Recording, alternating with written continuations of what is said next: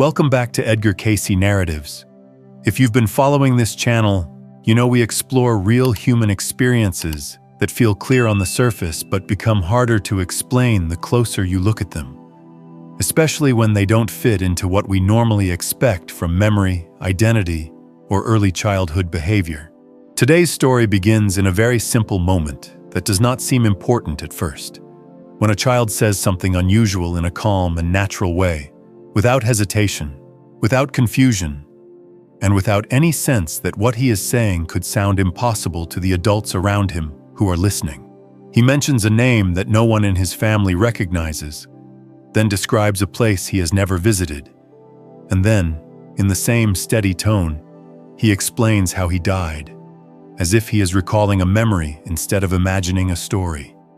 And that is the moment everything starts to feel different. There is no drama in his voice, no attempt to get attention, and no sign that he understands how strange this sounds, which is exactly why it becomes difficult to ignore. So the question begins very quietly. What if this is not imagination at all? The child at the center of this story is very young, around 4 years old, living in a normal household with no unusual background, no exposure to historical stories beyond what is typical for his age, and no reason for anyone around him to expect anything out of the ordinary in the way he speaks, behaves, or understands the world. In the beginning, nothing stands out in a dramatic way, because the first statements come casually, often during everyday moments like playing, eating, or talking with family members. And the child does not present them as something special, but simply as things he seems to remember, as if they belong to him in the same way as any recent experience. He starts mentioning a name that does not match anyone in the family or social circle, and he repeats it across different days without changing it, without turning it into a story, and without adding imaginative elements, the way children usually do when they pretend or create fictional characters. Along with the name, he refers to a place that no one around him recognizes, describing it in simple but consistent terms, not in a way that sounds like guessing, but in a way that feels like recall. And when asked where he heard about it, he does not say he learned it from someone, but responds as if the question itself does not make sense to him. As time goes on, these statements do not fade or shift the way imagination often does in children, but instead repeat with the same structure, the same details, and the same tone, which begins to create a pattern that the adults around him cannot easily dismiss as random or playful behavior. At the same time, his behavior begins to show small but noticeable differences compared to what is typical for a child his age, especially in the way he reacts to certain situations, objects, or environments. And these reactions seem connected to the details he has been describing, even though no one has explained those connections to him. He shows a strong and specific fear that appears suddenly and without a clear cause in his current life. And this fear is not general or vague, but focused, repeated, and emotionally intense, which makes it difficult for his parents to treat it as a normal phase or temporary sensitivity. In addition to fear, he also shows preferences that do not match what he has been exposed to, including food choices, ways of speaking, or interests that feel out of place for his environment. And these preferences appear naturally rather than being taught, which adds another layer of confusion for the adults observing him. There are also moments where he seems to know things that he has not been taught, not in a dramatic or exaggerated way, but in small details that feel misplaced, like recognizing something unfamiliar or responding to information as if it is already known, which creates a quiet but persistent sense that something does not fully align. At first, the adults around him respond in the most common way, which is to assume that this is imagination, because children often mix ideas, repeat phrases, and create stories without fully understanding them. And this explanation feels reasonable in the early stages when the pattern is not yet clear. His parents try to ignore it, or gently correct him, hoping that the behavior will fade over time, and they avoid encouraging the topic because they do not want to reinforce something they believe is not real,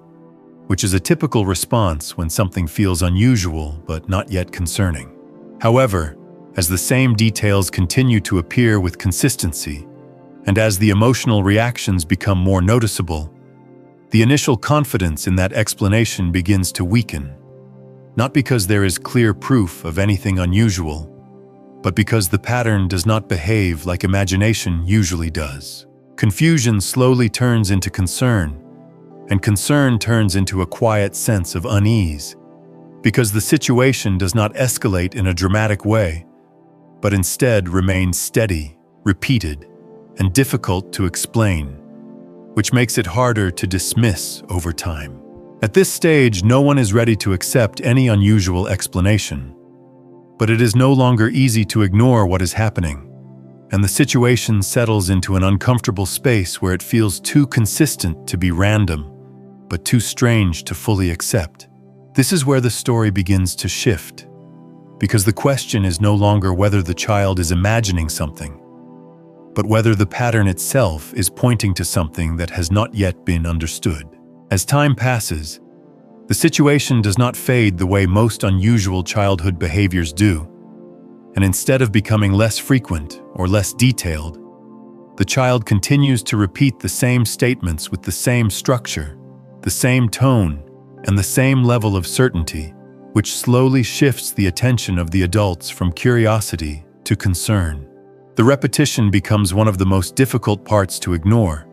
because imagination in children usually changes over time, with new elements added and old ones forgotten. But in this case, the details remain stable, and when the child is asked again after days or even weeks, the answers do not shift or evolve, but return in the same form, as if they are being recalled rather than created. He continues to mention the same name, the same place, and the same events, without hesitation and without needing time to think. And when questions are asked in different ways, the responses still align with what he has already said before, which begins to remove the possibility that this is random or accidental. At the same time, the emotional tone attached to these statements becomes more noticeable, because the child does not speak about these things in a neutral or playful way, but with a level of seriousness that feels unusual for his age, especially when he refers to moments that involve fear, loss, or harm. There are moments where he reacts strongly to certain topics, becoming quiet, tense, or distressed, even when the adults around him do not fully understand what triggered the reaction. And these responses seem connected to the same set of repeated details that he has been describing from the beginning. In some cases, he shows attachment to people he has never met, speaking about them as if they are familiar, and expressing emotions that feel personal rather than imagined, which creates a strange situation where the child appears to be emotionally connected to something that does not exist in his current life. The adults begin to test the consistency more directly, asking questions at different times, in different settings, and sometimes even trying to challenge or redirect the answers. But the responses continue to return to the same structure, which makes it increasingly difficult to maintain the idea that this is simple imagination. As more details are shared, certain elements begin to stand out because they are specific enough to be checked, including names, locations, or events that can be compared to real-world information. And this is the point where the situation starts to move from internal concern to external verification. At first, the attempts to verify are cautious and limited, because the adults are not fully convinced that there is anything to find. But even small matches begin to create a shift in perception, especially when a detail that was assumed to be random turns out to align with something real. These early points of confirmation do not provide full answers, but they create a new layer of tension, because each match makes it harder to return to the original explanation that everything is imagined. And at the same time, there is still no clear framework that explains how this could be happening. The situation becomes more complex because the adults are now holding two conflicting ideas at the same time. One that tells them this must have a normal explanation, and another that recognizes that the pattern does not behave like anything they have seen before in a child. This creates a quiet but constant pressure, because ignoring the situation no longer feels reasonable, but accepting it without understanding feels equally difficult. And the space between those two positions becomes the center of the experience. There are also moments where the child becomes frustrated when he is not believed, or when his statements are dismissed. And this frustration does not appear as typical childish insistence, but as a reaction that feels tied to something he considers real and important, even if no one else understands it. Over time, the consistency, the emotional weight, and the small points of verification begin to form a pattern that is no longer easy to reduce to coincidence. And while there is still no clear explanation,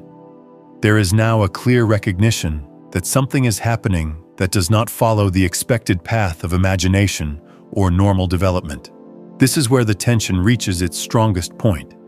because the situation now exists in a space where it is too structured to ignore, but too unfamiliar to accept. And every new detail adds to that tension rather than resolving it. The central question becomes impossible to avoid, not because it has been answered, but because it continues to return with more weight each time the pattern repeats. This is too specific to ignore, but too strange to accept. And that is the moment when the search for explanation begins to move beyond the immediate situation, toward a framework that might be able to hold something like this without forcing it into a simple answer. At this point in the story, the situation has moved beyond simple observation, because the pattern is now clear enough that it demands some kind of framework to understand it. And without a structure to place these experiences into, the events remain confusing, unresolved, and difficult to interpret in any consistent way. One of the frameworks that has been used to approach cases like this comes from the work of Edgar Cayce, who became known for describing human life as part of a longer continuity rather than a single isolated experience, and whose readings often focused on the idea that memory, identity, and experience may not begin at birth in the way we usually assume. In this perspective, children are not seen as blank slates, but as individuals who are still in a transitional phase, where the sense of identity has not fully stabilized, and where traces of earlier experiences may still be accessible in ways that gradually fade as the personality becomes more defined. This introduces a key idea that shifts how the situation can be understood, which is that memory may exist before identity fully forms, meaning that a child could express impressions or experiences that do not belong to their current life, not because they are creating them, but because they have not yet separated completely from earlier layers of memory. Within this framework, early childhood is not just a stage of learning, but also a stage of narrowing, where the mind moves from a wider range of impressions toward a more fixed and stable sense of self. And during this narrowing process, certain experiences may appear briefly before they are no longer accessible. This would explain why these memories, if they exist in this form, tend to appear at a very young age and then fade over time, often disappearing completely as the child grows older and becomes more fully identified with their current life, their environment, and their developing personality. It also provides a possible explanation for the consistency seen in these cases. Because if the child is recalling something rather than inventing it, the structure of those memories would remain stable, repeating in the same way each time they are accessed, instead of changing the way imagination typically does. At the same time, this perspective does not require belief in a fixed conclusion, because it does not claim to prove that these memories come from a past life, but instead offers a way to interpret why the pattern appears as it does, and why it follows a specific timeline of emergence and fading. Another important part of this framework is the idea that emotional intensity plays a role in what is remembered, because experiences that carry strong emotional weight may leave a deeper imprint, making them more likely to appear during this early phase before identity fully stabilizes. This aligns with what is observed in many of these cases, where the child does not simply recall neutral details, but often expresses strong emotions connected to the memories, including fear, attachment, or loss, which suggests that the content is not random, but organized around experiences that had significance. As the child grows, these impressions begin to weaken, not because they were resolved, but because the structure of identity becomes stronger, and the mind shifts toward consistency with the current life, reducing access to anything that does not align with that identity. From this point of view, forgetting is not a failure of memory, but a natural part of development, where the mind focuses on what is relevant to the present life and gradually releases what no longer fits within that framework. This creates a clear pattern across many similar cases, where early clarity is followed by gradual fading, and where the most detailed expressions tend to occur within a limited window of time before disappearing almost completely. The value of this framework is not that it provides a final answer, but that it allows the situation to be understood as part of a larger pattern, rather than an isolated anomaly that cannot be explained at all. It does not remove the mystery, but it organizes it in a way that makes the sequence of events more coherent, connecting the child's experience to a broader idea about how memory, identity, and development might interact during the earliest stages of life. And once this perspective is introduced, the question is no longer just about one child and one story, but about whether this pattern appears in other cases, and whether the same structure can be observed across different situations. Once the situation is placed within a broader framework, the focus begins to shift away from a single child and toward a wider pattern, because similar cases have been observed in different places,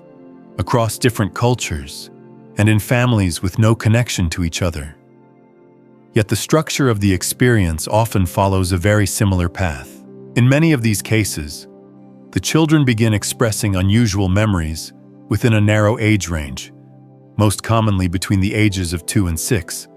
and outside of this window, the pattern becomes much less visible, either because the memories have not yet appeared, or because they have already begun to fade. These children often speak about names, places, and events that do not belong to their current life. And like the case we have been following, the details tend to repeat with consistency rather than changing over time, which separates these experiences from typical imaginative play. Another shared feature across these cases is the gradual fading of the memories, where the child may speak clearly and confidently about the details at a young age, but over time those memories become less frequent, less detailed, and eventually disappear, often leaving behind only a vague sense that something was once remembered. This fading process does not usually happen suddenly, but instead follows a slow transition, where the child becomes more focused on their current environment, their relationships, and their developing identity,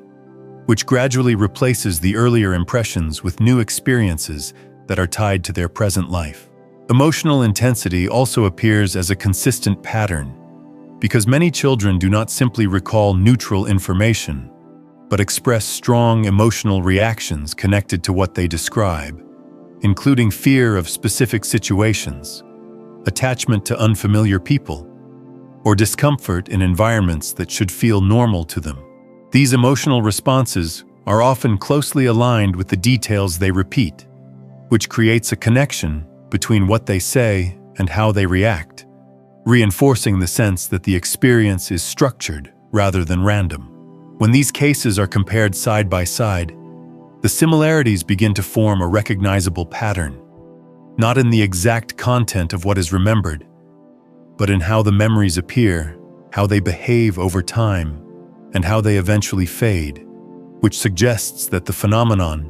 whatever its origin, follows a consistent process. At the same time, it becomes important to compare this pattern with what is known about childhood imagination and development, Because without that comparison, it is easy to misinterpret normal behavior as something unusual. In developmental psychology, imagination in children is typically flexible, changing quickly, adapting to new influences,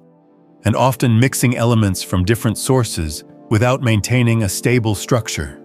which makes it creative but not consistent over long periods of time. In contrast, the cases we are examining tend to show the opposite pattern, where the details remain stable, the structure does not shift, and the responses stay aligned even when the child is asked in different ways, which creates a distinction between imaginative play and what appears to be structured recall. This does not mean that imagination is not involved at all, because children naturally interpret and express their experiences through the lens of their current understanding. But it does suggest that something more organized may be influencing what they are expressing. Another important point is that these cases are not always dramatic or extreme, because many of them involve small, quiet details rather than large, obvious claims. And it is often the accumulation of these details over time that creates the strongest impression. The consistency across different cases does not provide a final explanation, but it does reduce the likelihood that each situation is entirely random or isolated, because when the same structure appears repeatedly in different contexts, it suggests that there may be an underlying pattern that has not yet been fully understood. This is where the conversation begins to move beyond individual stories and toward a broader question about how memory works, how identity forms, and whether there are aspects of human experience that do not fit entirely within the boundaries of a single lifetime. By expanding the focus from one case to many, the situation becomes less about proving or disproving a single story, and more about recognizing that a pattern exists, even if its origin and meaning are still open to interpretation. And once that pattern is visible,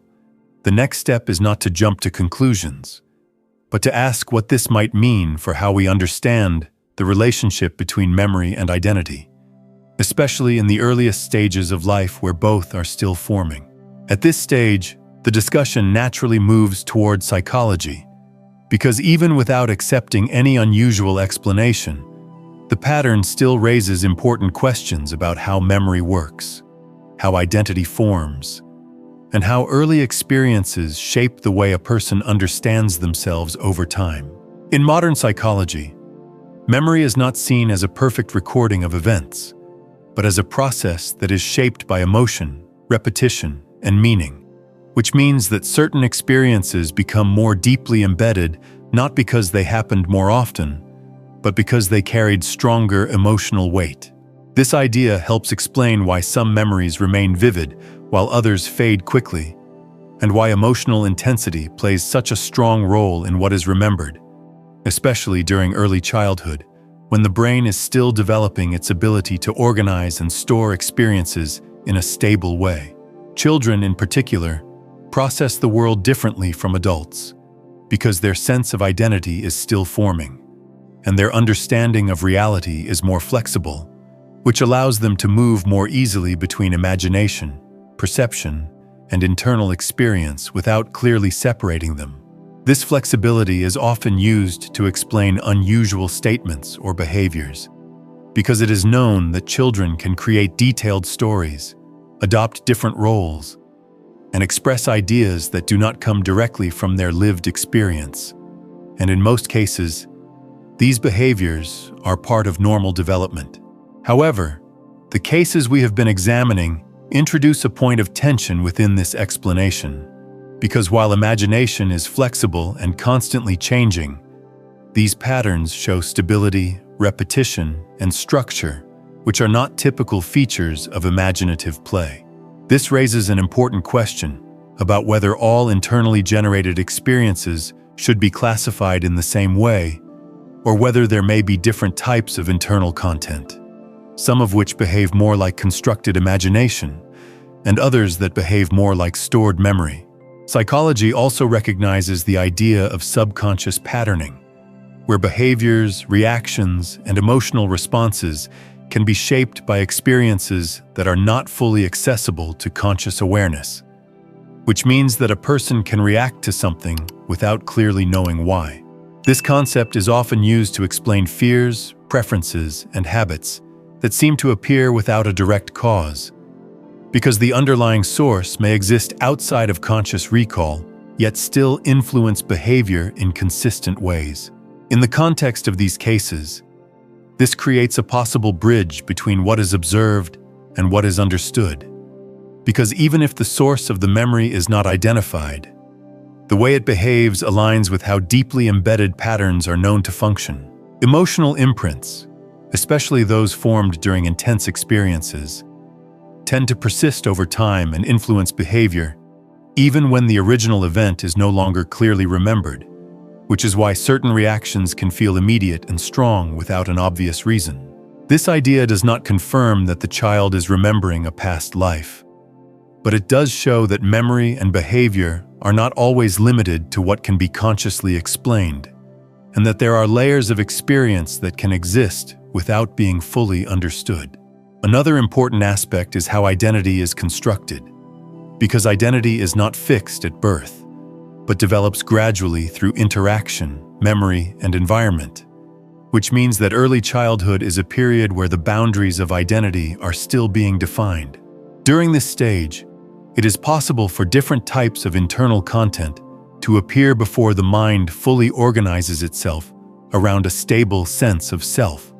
which may allow certain experiences to be expressed temporarily before they are integrated or disappear. From this perspective, the key question is not whether the memories are real in a literal sense,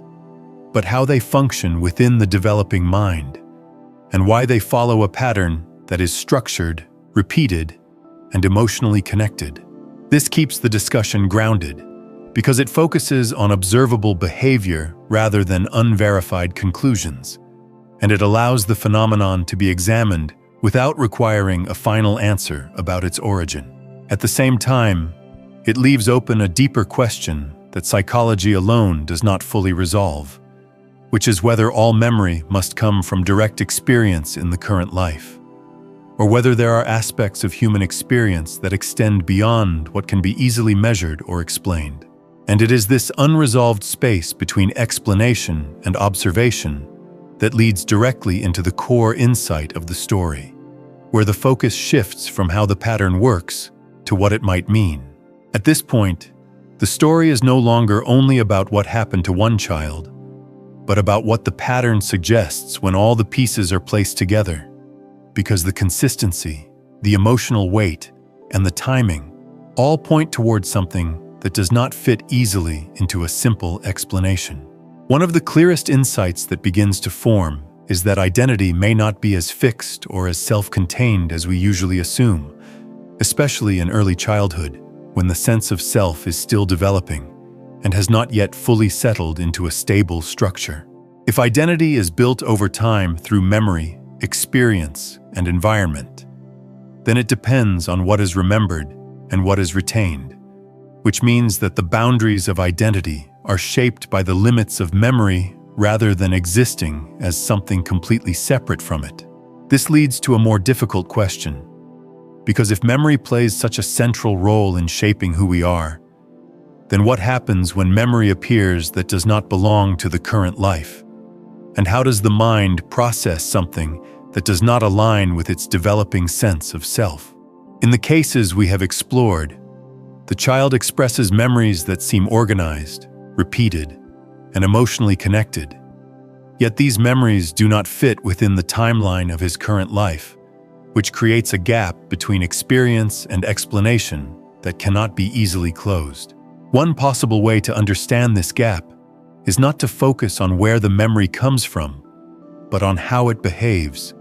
because the structure of these memories follows the same patterns as other forms of deeply embedded experience, remaining stable, carrying emotional weight, and gradually fading as identity becomes more defined. This suggests that the mind may be capable of holding and expressing experiences that are not limited to what has been learned in the present, even if the origin of those experiences is not clearly understood or cannot be directly verified. At the same time, the gradual disappearance of these memories points to another important idea, which is that the development of identity involves not only gaining new experiences, but also letting go of certain impressions that no longer fit within the current structure of the self. From this perspective, forgetting is not simply loss, but a necessary part of forming a coherent identity, because without some form of selection or limitation, the sense of self would remain unstable and difficult to maintain over time. This creates a balance between what is remembered and what is released, where only certain experiences are carried forward into conscious awareness, while others fade into the background, or disappear entirely as the individual becomes more aligned with their present life. The key insight here is not that these memories prove anything about past lives, but that they challenge the assumption that all meaningful experience must begin at birth, and they open the possibility that the relationship between memory and identity may be more complex than it appears. Instead of forcing a final answer, the pattern invites a different way of thinking, where identity is seen as something that forms through layers, and where some of those layers may not be fully visible or accessible once the process of development is complete. And when viewed in this way, the story of the child is no longer only unusual, but also meaningful, because it reveals a moment where the boundaries of identity are still open,